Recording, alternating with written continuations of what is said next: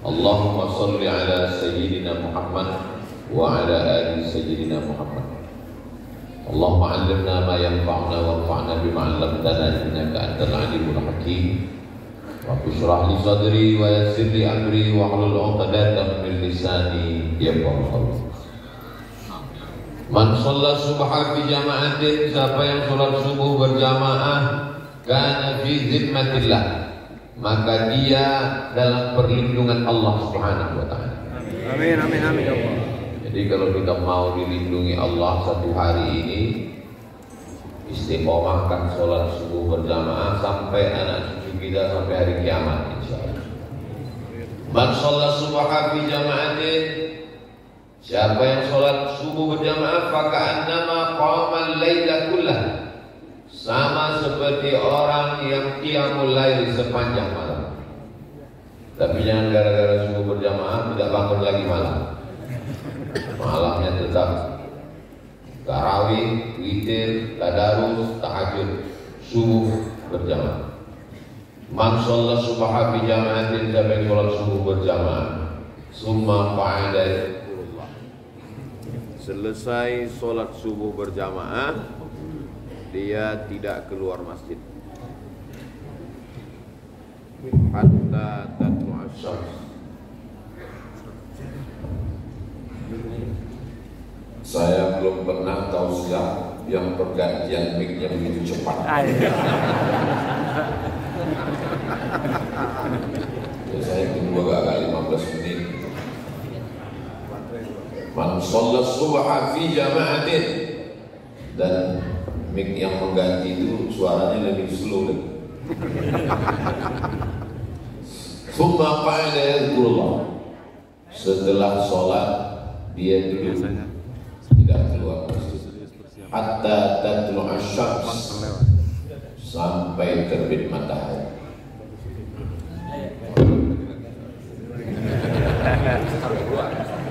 Thumma yusalli rak'ataini, setelah itu sholat sunat 2 rakaat. Nanti insyaallah kita akan sholat sunat 2 rakaat, sholat sunat isyraq pakai qaf. Kalau pakai qaf isyraq syirik, kalau pakai qaf isyraq sholat sunat ketika terbit matahari. Insyaallah faka'annama, maka dia mendapatkan pahala kana lahu ka'ajri hajjatin wa umrah, dapat pahala seperti haji dan umrah. Tapi yang sudah setor ONH jangan ditarik lagi gara-gara. Mudah-mudahan Allah bukakan pintu rezeki dan bisa berhaji itu bagi ya Rabbal Alamin. Tema kita subuh ini selamanya bersama Palestina. Mengapa Palestina itu begitu penting bagi umat Islam? A'udzu billahi minasyaitonir rajim.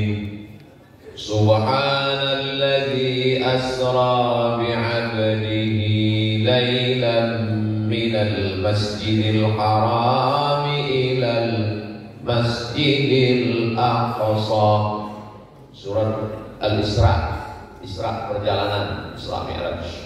Disebut dengan Bani Israel, Bani anak-anak Israel, nama lain dari Nabi Yakub. Maka orang yang tidak peduli kepada Palestina berarti tidak peduli kepada ayat Quran. Orang yang tidak peduli kepada ayat Quran walaupun satu ayat, saya ayat-ayat Quran yang lain percaya Ustaz, tapi kalau ayat tentang Masjidil Aqsa, tentang Palestina saya tidak percaya. Kafir, murtad, na'udzubillah. Apa tu'minuna bi ba'dil kitabi wa takfuruna bi ba'd. Apakah kamu percaya kepada sebagian ayat dan sebagian ayat lagi kamu ingkari? Tidak bisa. Kita mesti meyakini Al-Quran dari Al-Fatihah sampai An-Nas. Jadi termasuklah ayat ini. Apa bangunan yang pertama di atas muka bumi ini ya Rasulullah? Ka'bah. Dalilnya, inna awwala baiti wudi'a lin-nasi lalladzi bi Makkah mubaraka. Bangunan yang pertama dibangun di atas muka bumi ini adalah bangunan yang ada di kota Makkah, namanya Makkah. Nama lainnya Ummul Qura, itulah dia Ka'bah. Kemudian setelah itu bangunan apa ya Rasulullah? Al-Baitul Maqdis, Al-Baitul Muqaddas, Baitul Maqdis, Palestina. Kam bainahuma, berapa jarak antara duanya? 40 sana. Nabi-nabi sebagian besar hijrahnya ke Palestina. Tadi namanya kita sebut Allahumma salli ala sayyidina Muhammad wa ala ali sayyidina Muhammad kama sallaita ala sayyidina Ibrahim wa ala ali Ibrahim. Allahumma barik ala sayyidina Muhammad wa ala ali sayyidina Muhammad kama barakta ala sayyidina Ibrahim wa ala ali sayyidina Ibrahim. Ibrahim hijrah dari Babel ke Palestina. Babel itu Babilonia, bukan Bangka Belitung. Saya nanti hari Jumat ke Bangka Belitung sekalian iklan. Nabi Musa alaihissalam membelah Laut Merah. Itu dari mana ke mana? Dari Mesir ke Palestina.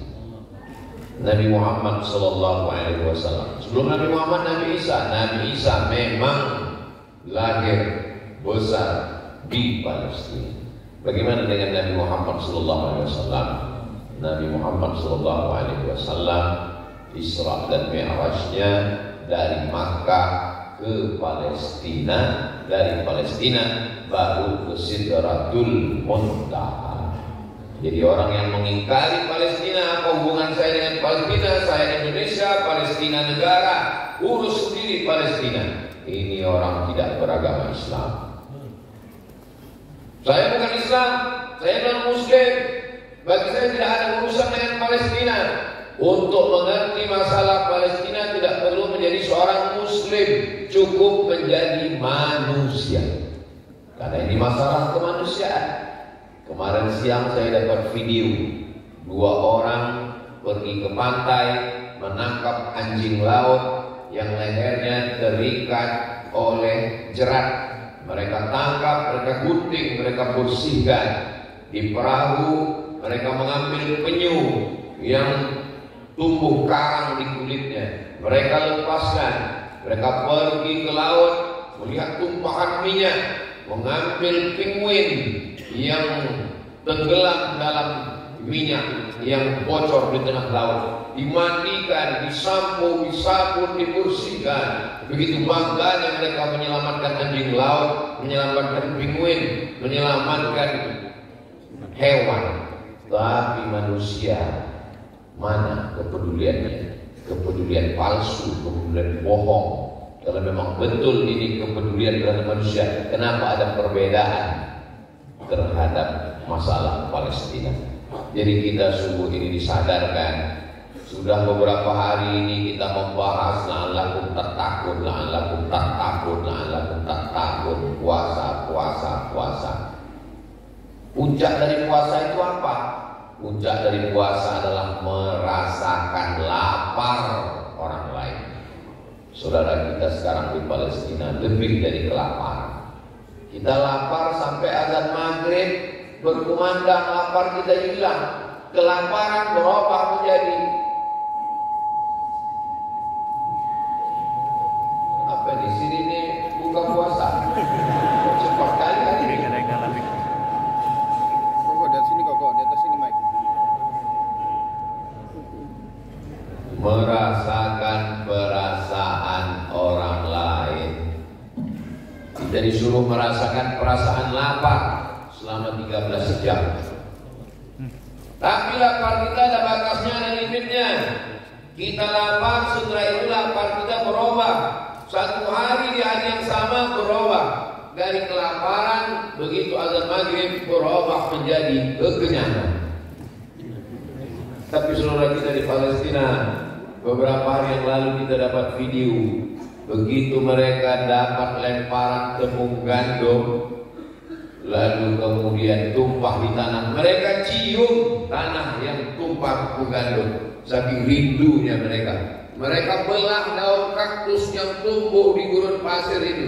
Tahu sendiri kaktus itu pahit, tapi karena lapar mereka kunyah kaktus itu. Kita sedang merasakan perasaan orang lain.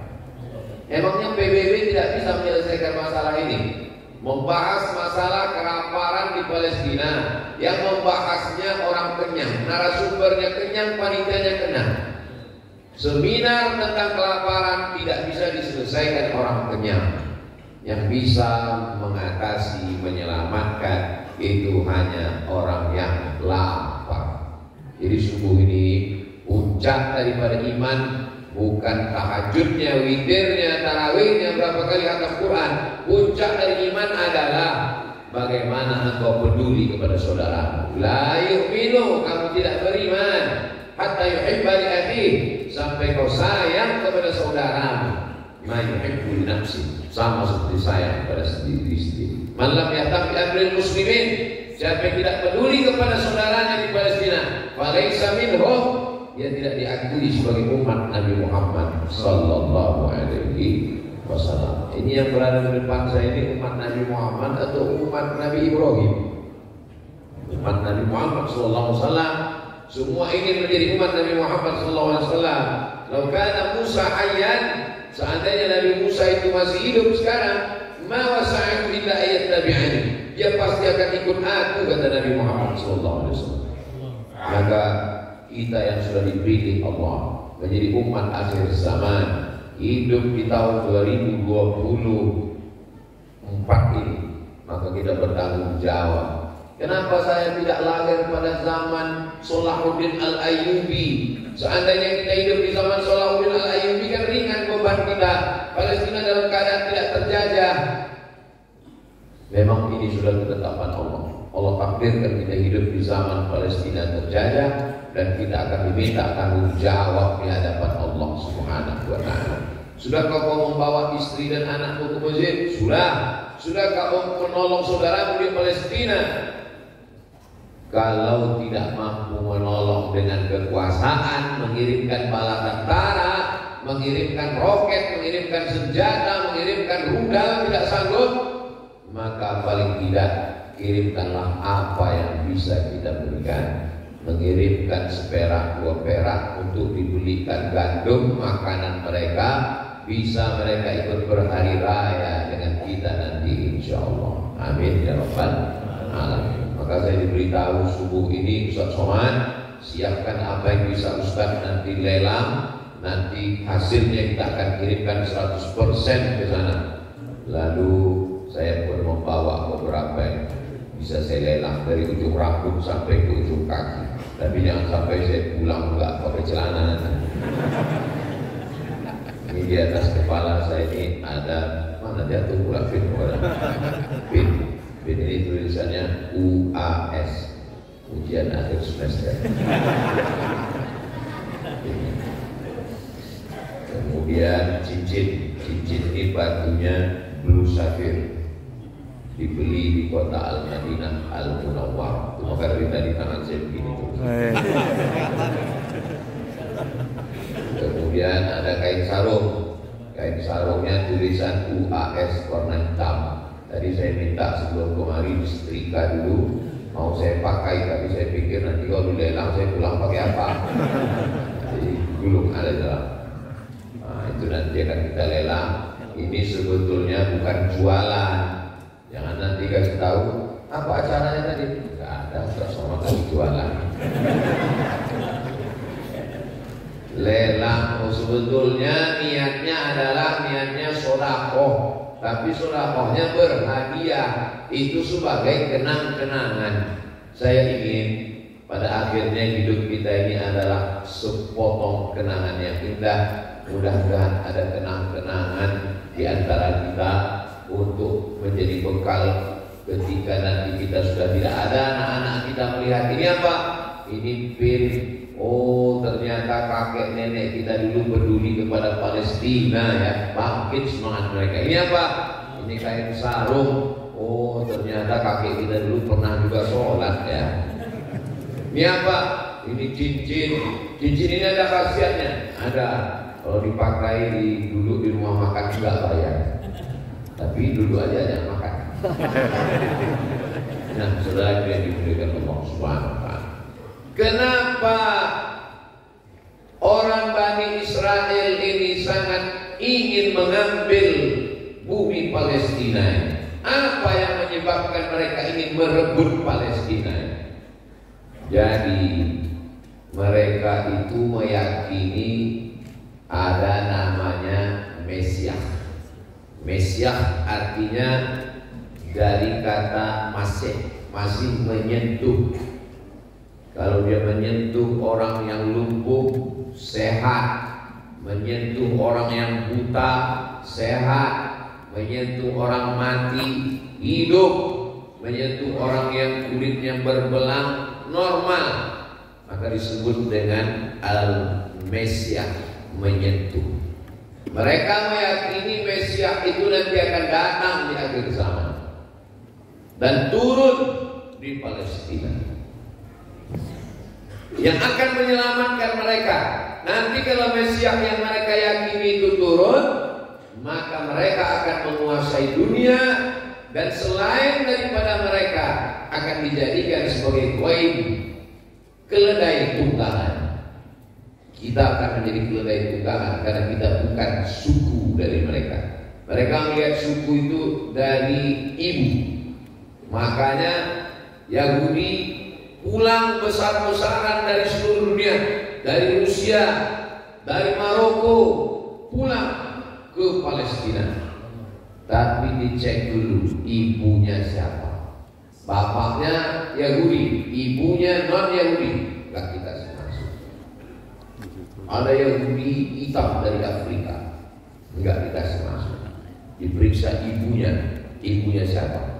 Nah, jadi kalau ada perempuan-perempuan Indonesia yang nikah sama Yahudi, anak kau tidak dikasih masuk juga ke sana. Lalu kemudian tujuan mereka apa? Tujuannya kalau sudah mereka menguasai Palestina, mereka berkuasa di sana, mereka menjadi panitia persiapan penyambutan Mesiah.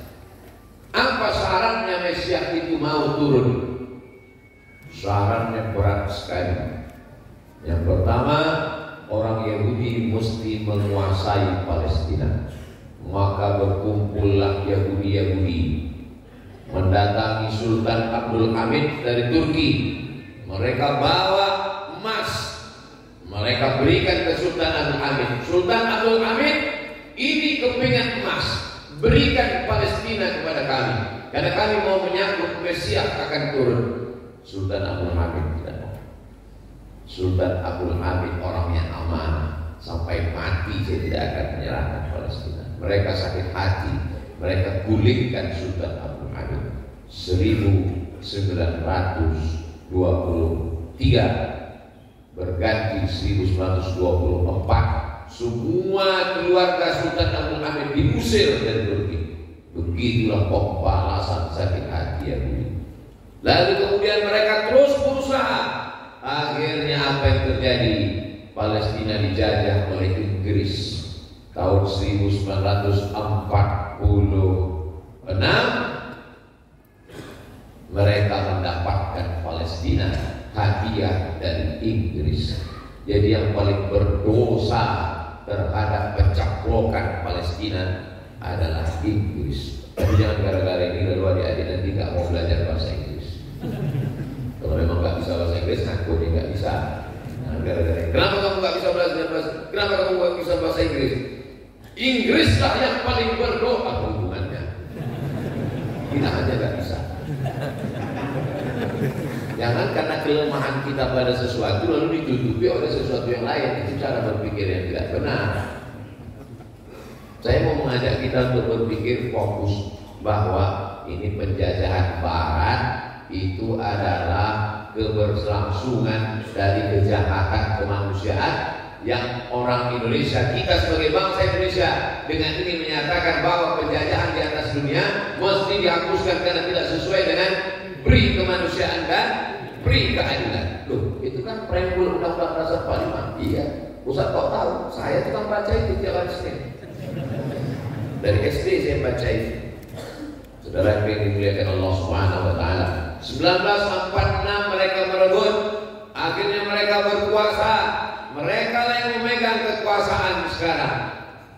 Palestina hanya menjadi negeri yang terjajah. Satu langkah untuk membahagiakan membahagiakan Mesias, untuk menyebabkan Mesias turun, sudah mereka lakukan. Kuasai Palestina. Setelah mereka menguasai Palestina, kita merdeka 1945, mereka menjajah Palestina 1946. Selanjutnya apa yang mereka lakukan?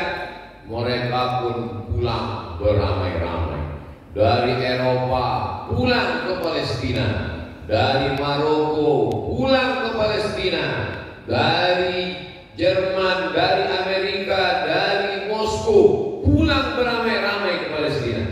Dan sekarang sudah berkumpul lebih dari 5 juta Yahudi untuk menyambut kedatangan Mesias. Lalu kemudian berikutnya, setelah berkuasa pulang beramai-ramai, itu kalau dilihat dari atas, Palestina itu hanya gurun pasir coklat warna tanah. Ternyata Mesias itu tidak mau turun. Kalau dia lihat dari atas masih tanah, dia mau lihat hijau. Dia mau di bawah itu hijau. Dan hijau itu mesti pohon, namanya pohon gharqad. Mereka tanamlah pohon gharqad itu sebanyak-banyaknya. Gimana sih bentuk pohon gharqad, Pak Ustaz? Tulis saja di Google, ghain raqab dal gharqad. Handphone saya belum bisa nulis, belum login. Gharqad, maka kata Nabi SAW, nanti di akhir zaman seorang tentara mujahid fisabilillah dari orang beriman akan berperang dengan Yahudi Bani Israel. Lalu kemudian sampai-sampai batu akan berkata, ya Muslim, wahai Muslim, hadza Yahudi khalfi, ini ada Yahudi di belakangku, kata batu. Batu pun akan berkata, di belakangku ada Yahudi bersembunyi. Tapi ada satu yang membela Yahudi, satu pohon. Itulah pohon mereka, kata Nabi. Pohon apa? Pohon gharqad.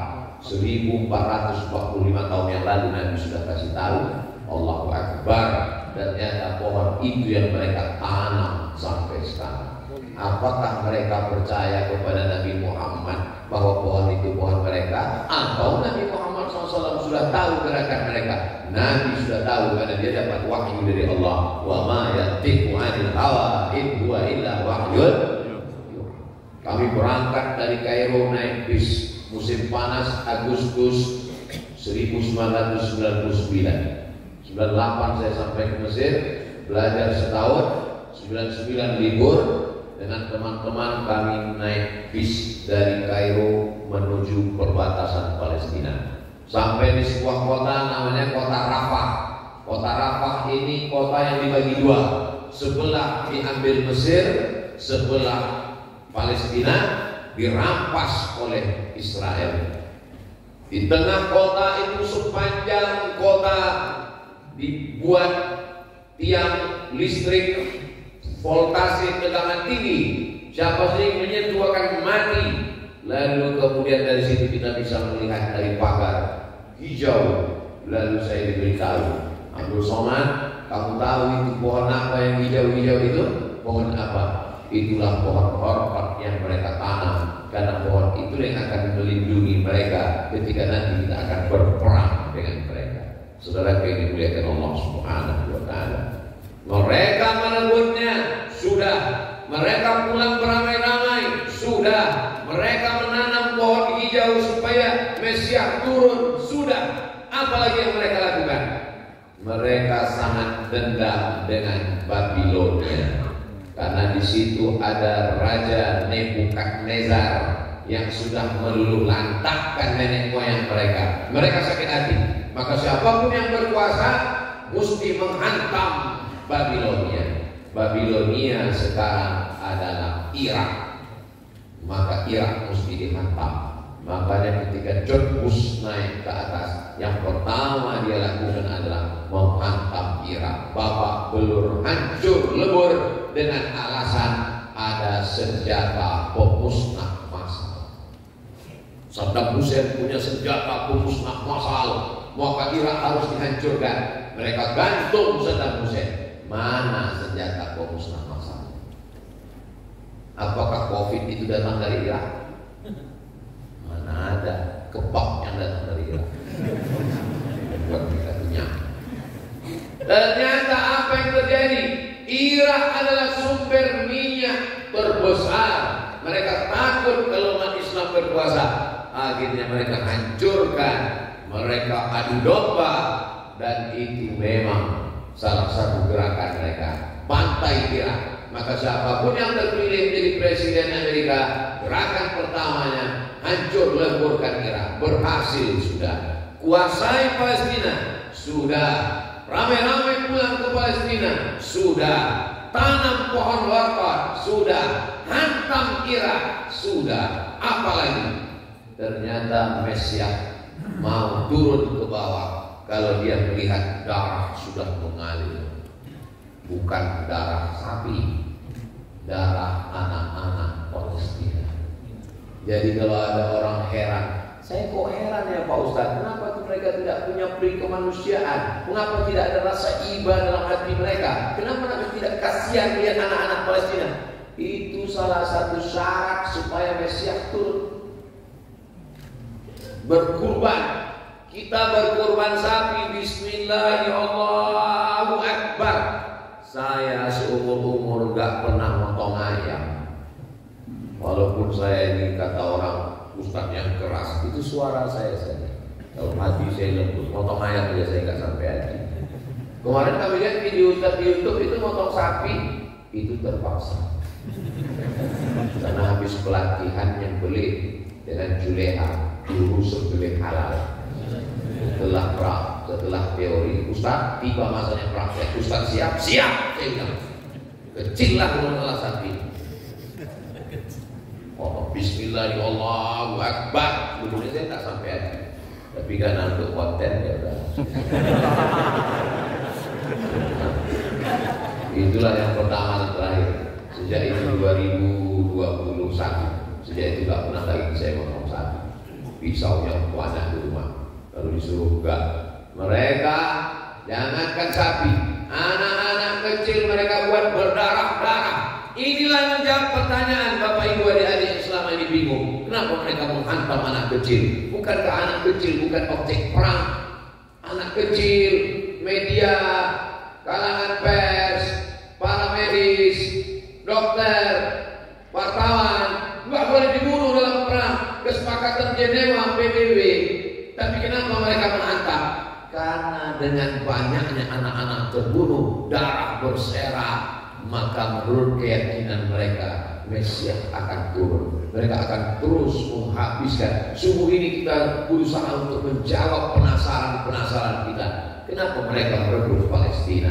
Kenapa mesti Palestina? Kenapa mereka menanam tanam horkat? Kenapa mereka kembali pulang beramai-ramai? Kenapa mereka tidak merebut Amerika? Kenapa mereka tidak merebut Inggris, Prancis? Kenapa mereka merebut Palestina?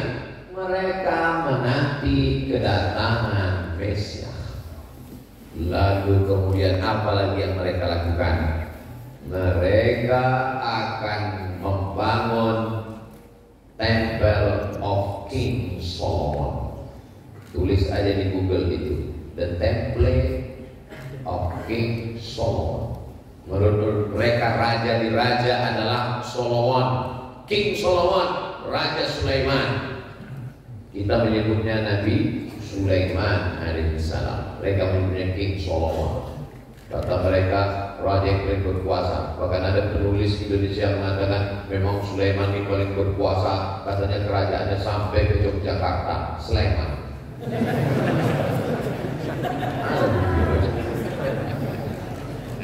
Allah Subhanahu wa taala mau menunjukkan di mana letak lokasinya. Pandainya mereka. Mereka mengatakan lokasinya persis di Masjidil Aqsa. Maka mereka gali terowongan-terowongan supaya akhirnya nanti Masjidil Aqsa akan turun ke bawah. Di saat itu mereka akan meratakannya dengan tanah. Disitulah mereka akan mendirikan Temple of King Solomon. Dan ketika itu kata mereka semuanya sudah siap, panitia sudah berkumpul, sudah menghijau, darah-darah sudah ditumpahkan, kami sudah berpuasa, maka turunlah Mesia. Semuanya bohong. Lalu mereka membuat kebohongan besar, ya.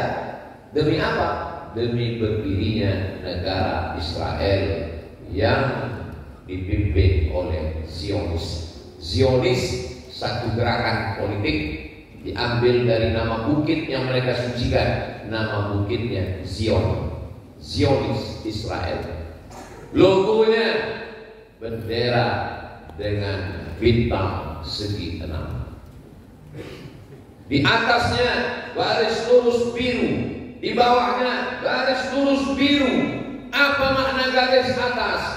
Kami akan membuat negara Zionis terbesar, the Great Israelian, Great Raya, Israelian, Israel Raya. Batas kekuasaannya biru di atas, Sungai Nil, biru di bawah, Sungai Efrat. Batas negara yang mau mereka buat bukan Palestina sekarang, tapi dari Sungai Nil ke Sungai Efrat. Sungai Nil di mana? Afrika Utara, Mesir. Efrat di mana? Asia, Irak. Maka negara yang akan mereka buat dari Mesir ke Irak.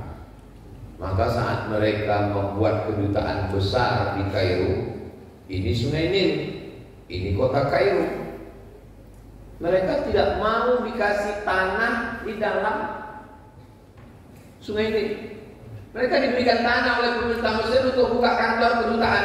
Mereka tak mau terima tanah itu. Mereka mau tanah yang seberang atas. Kenapa? Mereka tidak mau di situ. Karena menurut keyakinan mereka, ngapain kami buat sini? Ini kan memang tanah kami. Kalau kita mau buat kedutaan luar negeri, kan di luar negara kita. Kita buat kedutaan di Kuala Lumpur. Ya di Kuala Lumpur, masa di Sumatera? Sumatera kan punya kita. Maka mereka tidak mau dikasih tanah itu. Mereka mau buat kedutaan di atas Sungai, baru kami di luar negeri. Artinya mereka merasa Kairo milik mereka. Begitu mereka berpikir. Orang merahasiakan peta dalam perjuangan. Peta disimpan karena tidak mau menunjukkan langkah-langkah. Beda dengan mereka, negaranya dia tunjukkan petanya langsung di benderanya. Ini negara kami, Sungai Nil sampai ke Sungai Efrat. Dan apa yang bisa kita lakukan? Kita lebih hebat dari mereka. Kalau engkau punya peta negara Sungai Nil dan Sungai Efrat, kami lebih daripada itu. Merah darah kami, putih tulang kami. Kami akan mati syahid. Itulah bendera merah putih. Allahu Akbar. Gak ada pejuang mau begitu saya. Saudara yang dimuliakan Allah Subhanahu wa taala, anak-anak kita mesti disadarkan karena propaganda media hari ini mengatakan ini kan masalah politik, ini kan masalah negara, ini bukan urusan kita. Andai ini masalah politik, andai ini masalah negara, tetap menurut Undang-Undang Dasar Nomor 45 dia bertentangan dengan pri kemanusiaan dan pri keadilan. Ini kan bukan masalah umat Islam. Andai ini bukan masalah umat Islam, tetap bertentangan dengan masalah kemanusiaan. Jangan berkelit, jangan mengelak. Apalagi kalau dia masalah agama, masalah umat Islam, masalah keyakinan akidah. Bagi seorang muslim, kalau dia tidak membela Palestina, paling tidak dengan tangannya, tidak sanggup dengan kekuasaannya, jenderal-jenderal tidak sanggup dengan tenaganya, tidak sanggup dengan senjatanya, tidak sanggup dengan penguasa, dengan kekuasaannya, dengan lidahnya, tidak sanggup juga dengan lidah. Ustaz mesti bicara masalah Palestina. Jangan sampai tidak bicara tentang Palestina. Saya dari sejak pulang 2008 sampai hari ini 2024 kemana-mana bicara tentang Palestina. Ustaz, datang orang ke Pekanbaru Riau, kita mau penggalangan dana ini untuk Palestina. Dulu pertama saya baru pulang, saya mau jalan keliling Riau 12 kabupaten kota. Berapa hari Ustaz? Terserah kalian mau jalan berapa hari. Tapi syaratnya 3. Kalau cukup syarat kita jalan, kalau tidak saya tak mau. Apa syaratnya? Kalau kita jalan keliling, mobilnya harus mobil saya. Kalau kita jalan keliling, minyaknya harus duit saya. Kalau kita jalan keliling, makannya makan saya. Saya tak mau ini duit 100% harus kita kirim. Karena kalau tidak kita akan dituntut di hadapan Allah Subhanahu wa taala. Terakhir, ketika di Pekanbaru Riau datang panitia, Ustaz kita akan buat penggalangan dana kita kirim ke Palestina. Saya tetap tidak berubah pakai syarat ini. Tapi tambah satu lagi syarat. Karena sekarang genting pengirimannya mesti melalui lembaga resmi negara. Kalau tidak melalui ini saya tidak mau. Melalui apa Ustaz? Basnas Provinsi Riau. Akhirnya terkumpul dana 11 miliar melalui Basnas. Itu hanya Riau yang skopnya kecil. Apalagi di ibu kota, saya yakin subuh ini terkumpul ya sekitar 11,5 lah. Allah dari bunyi takbirnya gak yakin. Maulaya salli wa sallim daiman abada ala habibika khairil khalqi kullihim Muhammadun sayyidul kaunaini wa thaqalaini wal fariqaini min urbi wa min ajami maulaya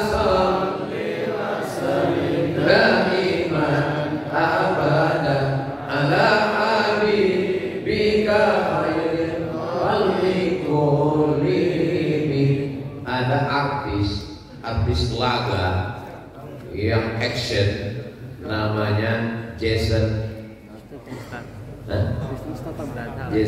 Statham. Dia tidak tablik akbar, dia tidak penggalangan dana. Cukup mobilnya bagian depan itu dibuat bendera Palestina, tuliskan itu Jason Statham Palestina. Enter, kelihatan mobilnya bendera Palestina. Artinya apa? Keberpihakan. Artis saja menunjukkan keberpihakannya. Kita sebagai seorang muslim baca Quran, peringatan Isra Mi'raj, tabligh akbar, tapi tidak ada peduli sama sekali. Wah, ini masuk tentara Palestina untuk mengumpulkan duit. Masukkan, yang nggak punya bawa uang, masukkan semuanya, cincin, gelang, rantai, STNK, BPKB, kartu ATM, masukkan semua. Saudara yang dimuliakan Allah SWT.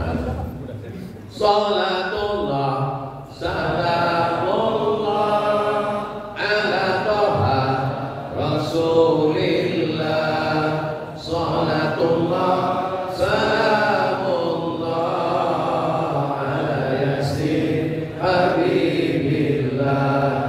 Tawassalna bismillah wa bil hadi Rasulillah wa kulli mujahidin lillah bi ahlil badri ya Allah. Salatullah salamullah ala toha Rasulillah. Salatullah salamullah ala yasin habibillah. Tawassalna bismillah wa bil hadi Rasulillah wa kulli mujahidin lillah bi ahlil badri ya Allah. Berapa yang Bapak Ibu masukkan, itulah yang akan menolong di hadapan Allah Subhanahu wa taala. Wallahu fi aunil abdi. Allah akan tetap menolong seorang hamba. Allah akan tetap menurunkan pertolongan kepada seorang hamba. Maka al-abdu fi auni akhi, selama hamba itu masih mau menolong saudaranya. Saudara kita yang paling teraniaya sekarang adalah saudara kita yang ada di Palestina. Ustaz Abdul Somad tidak pernah sekalipun khutbah Jumat kosong dari doa Palestina. Dari sejak pulang dari Maroko 2008 sampai 2024, sampai khutbah Jumat terakhir kemarin di Az-Zikra tidak pernah kosong. Allahumma ansur ikhwanana al-mujahidina fi Palestin. Amin. Subuh ini tadi imam kita sholat subuh ada doa kunut tetap masuk di dalamnya. Allahumma ansur ikhwanana al-muslimina fi Palestin. Doa silahul mu'min, doa senjatanya orang beriman. Mau pergi membawa senjata, kita bukan tentara. Mau mengirim bala tentara, kita bukan jenderal aktif panglima. Mau ikut berperang, kita pun bukan pernah ikut wajib militer. Ikut pramuka 2 kali, itu pun cabul.